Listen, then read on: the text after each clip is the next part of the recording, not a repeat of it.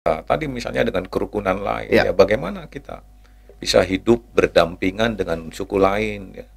Dari adat kebiasaan yang berbeda. Kami Jawa Sunda dari kampungnya mungkin kebiasaan hidup hari-hari ya berbeda dengan suku Batak, dengan Ya. suku Bugis, dengan Ya. Toraja, dengan saudara-saudara kita yang dari Papua, Ya. dari pantai, dari gunung.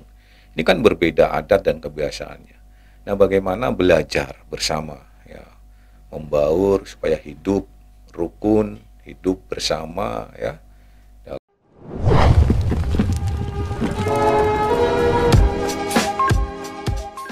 Selamat datang kembali di Papapas TV Podcast dengan hashtag Membuka Pikiran. Kali ini kita kedatangan tamu istimewa juga yang dari, boleh dikatakan beliau ini juga berperan penting dalam eh, pemerintahan di bidang legislatif. Beliau ini juga merupakan Wakil Ketua DPRD Kabupaten Nabire. Selamat datang di Papapas TV Podcast kali ini Pak Haji Muhammad Iskandar. Beliau juga merupakan ketua dari Himpunan Kerukunan Jawa Madura yang mungkin baru dibentuk beberapa hari yang lalu, beberapa bulan yang lalu. Iya Pak, sebagai ketua Himpunan Kerukunan Jawa Madura, sebenarnya kerukunan ini kapan Pak pertama kalinya dibentuk di Kabupaten Nabire ini? Baik, terima kasih. Jadi Kerukunan Jawa Madura HKJM ya. Ya. Ini sebenarnya sudah lama ingin dibentuk ya, untuk mewadahi masyarakat kita dari Jawa, Sunda dan Madura. Memang di dalamnya sudah banyak kerukunan-kerukunan kedaerahan ya. Kerukunan Pasundan, Ya. kerukunan Banyumas, kerukunan Demak, Probolinggo, Madura, ya, Jember dan lain-lain banyak sekali ya, tidak terhitung ya. Mungkin ada sekitar 26 yang sudah resmi itu. Nah, untuk itu diperlukan wadah untuk menyatukan kebersamaan ini ya, sehingga baru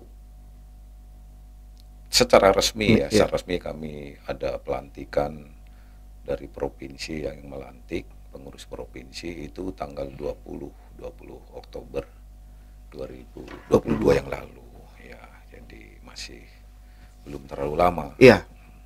Tapi secara embrionya yang kecil-kecilnya itu sudah dari sejak adanya Nabire di sini kami sudah macam kerukunan Dulang Mas, kerukunan banyak itu sudah lama itu. Batak. Iya, kerukunan keluarga Batak, lain, kerukunan keluarga Sanger, Manado dan lain sebagainya.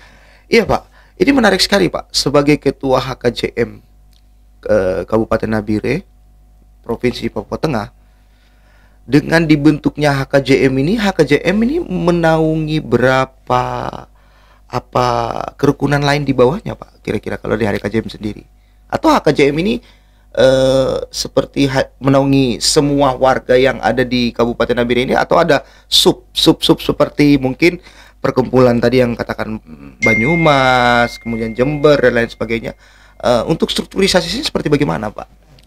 Ya, HKJM ini kan lembaga sosial ya. Jadi kerukunan, himpunan kerukunan Jawa Madura. Jadi seluruh Pulau Jawa yang sudah ada kerukunan yang mulai tadi sudah bentuk pengurus kerukunan di bawahnya sudah lama.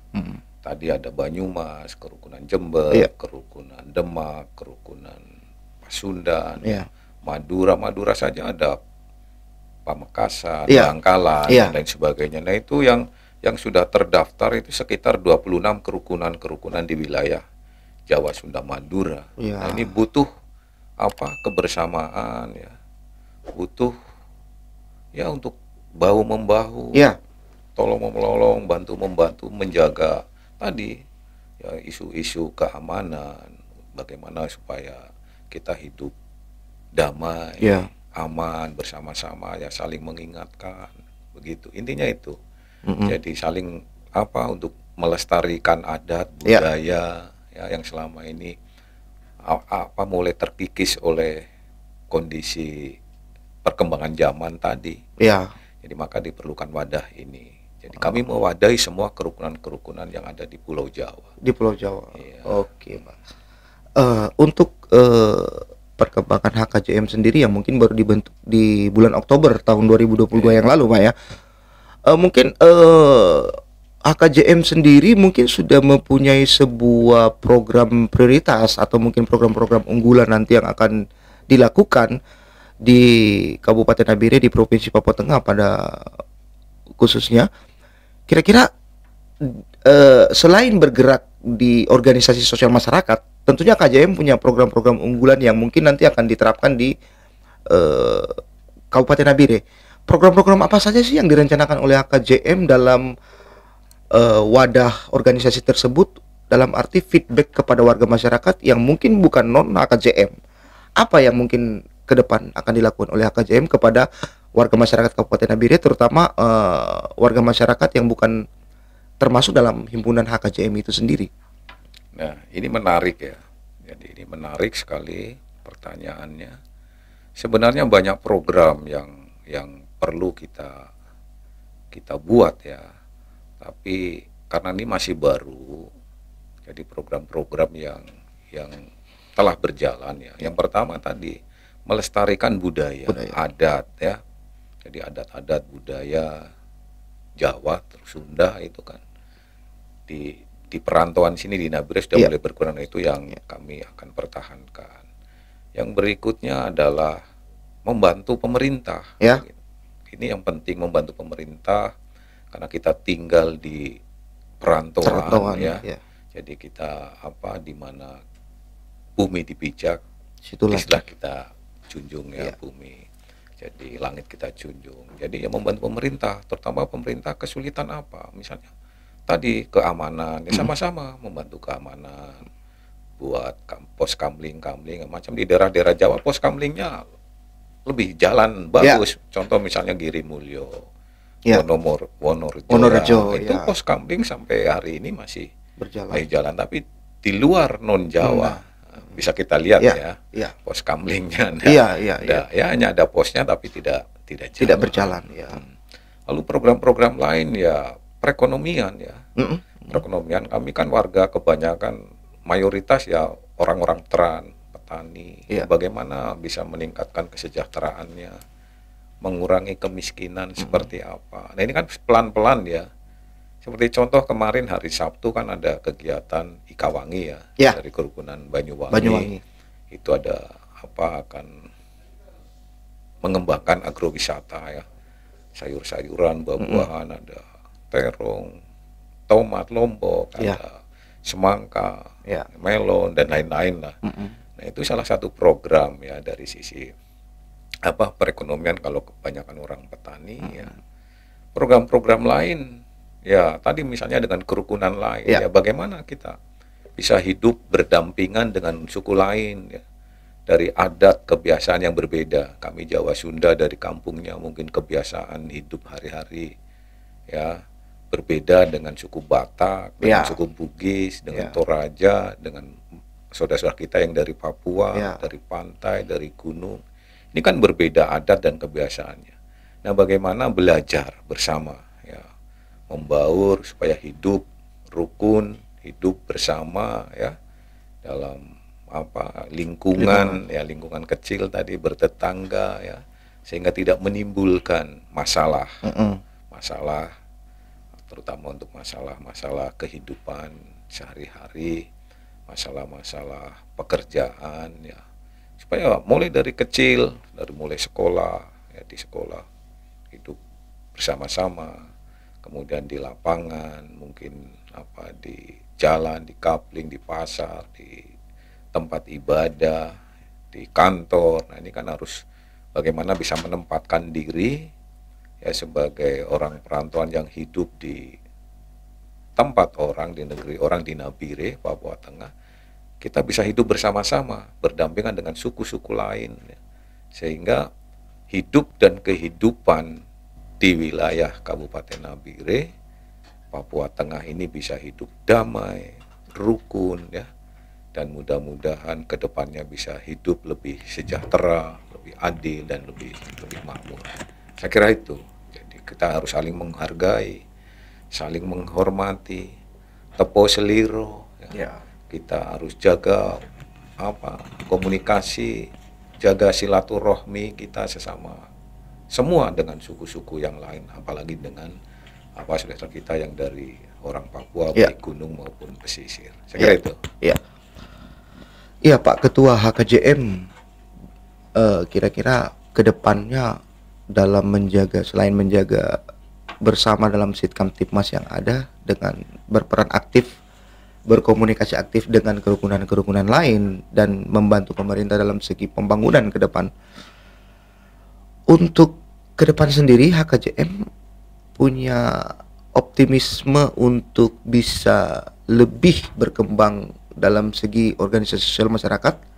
Seperti apa optimisme HKJM sendiri ke depan untuk bisa eksis dan mungkin bisa menjadi salah satu organisasi sosial masyarakat yang menjadi rujukan bagi organisasi sosial masyarakat lainnya. Kira-kira sejauh mana optimisme HKJM akan lebih berkembang di masa mendatang? Ya, kita harus optimis tinggi-tingginya, semaksimal mungkin ya. Caranya ya kita harus perbaiki dulu SDM kita. Ya, SDM kita kualitasnya harus ditingkatkan, kemudian kualitas iman dan takwanya juga ditingkatkan. Setelah siap, sudah kita tunjukkan ke semua, ke saudara kita, ke suku-suku lain, ke pemerintah bahwa kami mampu bersama-sama teman-teman, bersama pemerintah bagaimana membangun daerah ini ke arah yang lebih bagus ya, terutama di sektor pertanian, sektor perekonomian ya. Karena kalau HKJM kan mayoritas ya ada yang pengusaha, pedagang, tapi yang mayoritas kan di SP-SP, jadi orientasinya tentu di sektor pertanian. Ya, yang banyak. Kalau di perdagangan kan ya ada, tapi tidak mayoritas terlalu Jadi ya kami ingin sama-sama setelah bagus begitu ya, intinya itu mengangkat saudara-saudara kita, mari meningkatkan perekonomian kita supaya mengurangi kemiskinan ya. Kemiskinan di Nabire, Papua Tengah ini kan sangat tinggi. Kalau di nasional mungkin 8-9%, tapi di Nabire ini kan masih 23% kemiskinan. Artinya ini yang jadi PR kita bersama ya, bersama-sama dengan pemerintah ya. Kami ya siap membantu pemerintah bagaimana mengurangi kemiskinan gitu. Jangan semua bergantung ke pemerintah, ini kan repot. Nah, kalau tercipta banyak lapangan kerja dari semua bidang ya. SDM-nya siap, kan semua yang sudah selesai kuliah tidak terlalu berharap saya harus jadi PNS, saya harus jadi pegawai, sehingga ribut terus, hanya orang sasarannya mau jadi pegawai, mau jadi ASN, mau jadi PNS, mau jadi ini itu dan sebagainya. Tidak bisa hidup mandiri. Padahal kan banyak hal yang bisa kita buat untuk menunjang perekonomian kita, untuk menuju pada kesejahteraan masyarakat. Seperti itu. Ya, sangat menarik sekali Pak. Perbincangan kita kali ini terkait dengan program-program yang akan dilakukan oleh HKJM ke depan, dan juga terkait dengan kerjasama dengan pemerintah daerah untuk memajukan daerah tersebut. Kalau boleh tahu Pak, dari data dari HKJM sendiri, kira-kira berapa sih jumlah anggota HKJM di Kabupaten Nabire, Provinsi Papua Tengah ini? Nah, itu dia, data pasti kan belum punya ya. Karena masih baru, masih sementara.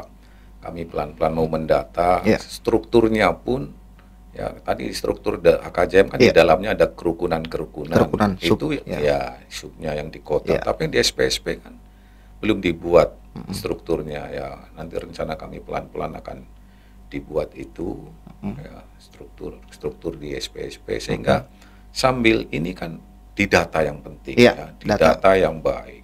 Karena data ini sangat penting, berapa sih jumlah HKJM ya. Sama dengan baru-baru di Nabire, berapa sih jumlah penduduk Nabire, DPT-nya berapa. Nah, gara-gara salah data maka jadi PSU. Tapi bukan itu saja persoalannya ya. Kita salah menentukan data ya. Misalnya saya di HKJM salah menghitung jumlah berapa sih jiwa orang HKJM. Nah, kalau kita salah menentukan data itu, kita akan salah membuat program. Contoh di Nabire ya, untuk masyarakat, untuk misalnya penduduk Nabire, jumlahnya totalnya misalnya ada yang bilang 200, ada yang cuma 170-an misalnya. Tentu akan beda untuk menghitung program 170.000 dengan 200.000.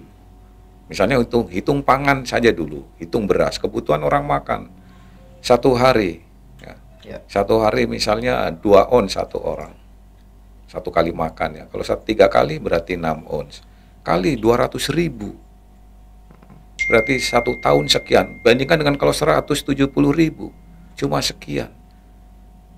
Dalam 1 tahun tinggal dikalikan 12 bulan atau dikalikan 365 hari, ketemu berapa jumlah beras yang dibutuhkan di Nabire. Katakanlah misalnya 100.000 ton ya, dibutuhkan beras Nabire. Lalu Nabire sudah mampu panen berapa dalam 1 tahun? Kurangnya berapa? Bisa datangkan dari luar, bisa dari Makassar, dari Surabaya. Demikian juga hal-hal yang lain, hitung pendidikannya, hitung kesehatan untuk obatnya, hitung segala macam. Kalau jumlah datanya salah, menghitung programnya pasti akan salah. Pendidikannya salah, kesehatannya salah. Nah, kalau salah terus begini, akhirnya mubazir.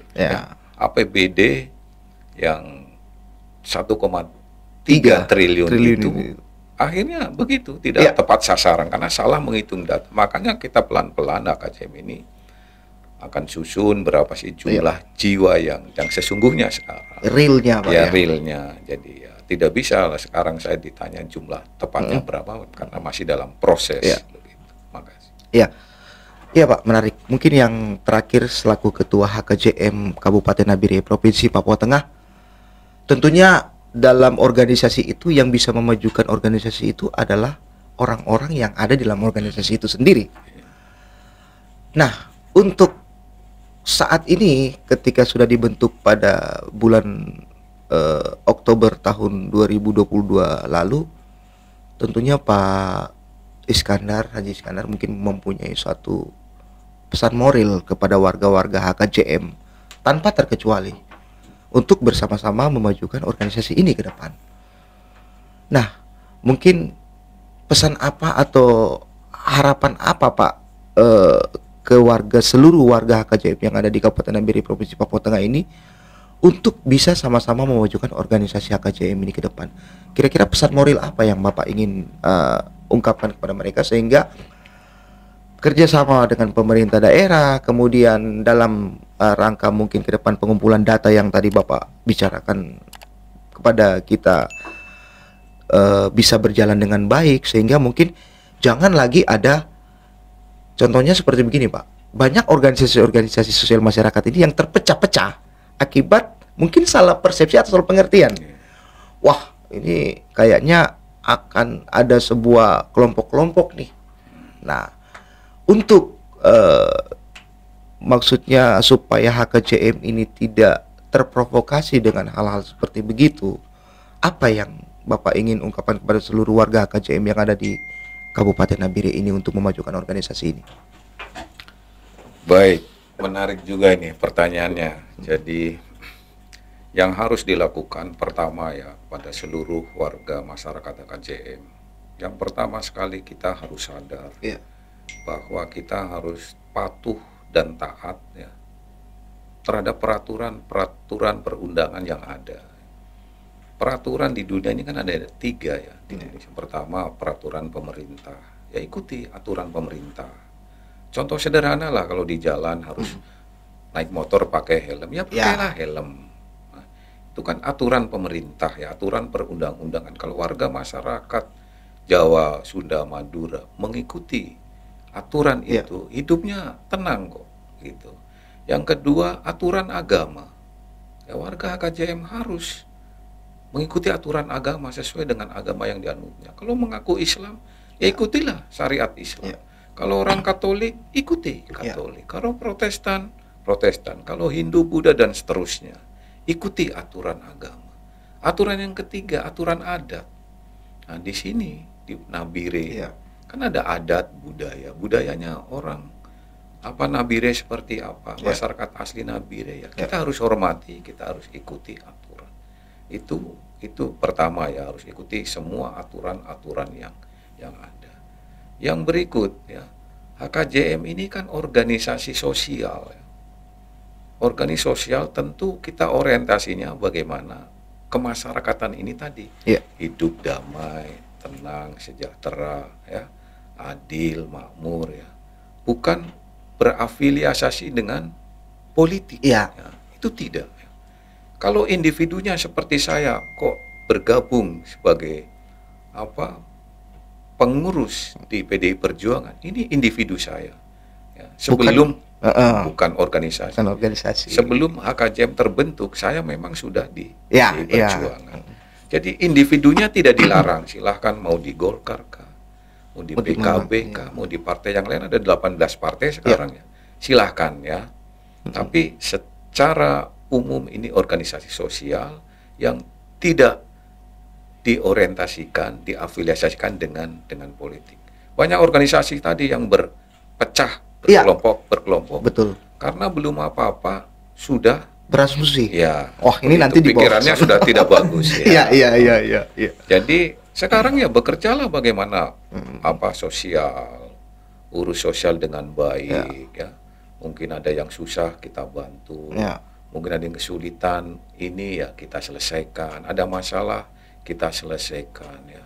Dengan sendirinya kalau memang masyarakat menilai si A bagus, si B bagus dan seterusnya, itu sudah jalan dengan sendirinya. Sama dengan tadi ya, wartawan amplop dan sebagainya, sama itu. Jadi seperti itu. Jadi saya menghimbau kepada teman-teman keluarga semua yang harus ditingkatkan pertama tadi kita harus taat pada aturan perundang-undangan, aturan pemerintah, taat pada aturan agama, dan taat pada aturan adat budaya. Dan yang ketiga, mempersiapkan diri sebagai SDM yang berkualitas ya. Jangan merasa hebat ini padahal tidak mau sekolah misalnya ya. Lalu tadi untuk meningkatkan kesadaran ya harus taat dengan agamanya ya. Orang cerita padahal misalnya orang Kristen tidak pernah mau ke gereja. Islam tidak pernah mau sholat misalnya. Nah, ini kan sudah tidak beres. Lalu yang berikut, kalau mau ini ya jangan jadi provokator. Betul. Memprovokasi berita-berita yang tidak bagus ya. Mengajak teman-teman saudara-saudara kita untuk tidak bagus ya. Begitu. Jadi jangan jadi provokator dalam sebuah organisasi yang sosial masyarakat ini. Kalau dengar berita-berita ya harus disaring-saring dulu. Jangan dapat berita dari grup WA sesuatu langsung share lagi padahal belum anu dengan baik. Dan kemudian saya menghimbau ke saudara kita juga ya, kita ini kan hidup tidak bisa sendiri ya. Jadi ya kalau mungkin lihat temannya, mungkin lihat tetangganya, mungkin lihat saudaranya susah ya, kita juga harus turut merasakan susah. Bagaimana caranya ya bisa dijabarkan lah begitu. Kemudian dengan yang lain, dengan kerukunan lain ya kita harus memahami bagaimana supaya kerukunan lain tidak tersinggung ya, supaya bisa menempatkan diri ya, lalu ya sebenarnya banyak hal ya. Banyak hal lah. Kemudian penampilan juga jangan terlalu ya cukuplah sederhana ya. Jangan terlalu jangan terlalu merasa diri paling hebat ya. Saya kira itu banyak. Terima kasih banyak Pak Ketua HKJM Kabupaten Nabire Provinsi Papua Tengah, Pak Haji Muhammad Iskandar. Tadi dari cerita-cerita tadi cukup menarik Pak ya, bahwa perlu diketahui bahwa HKJM ini bukan organisasi yang berafiliasi nanti ke organisasi politik, tapi dia adalah murni Pak ya, murni organisasi sosial masyarakat.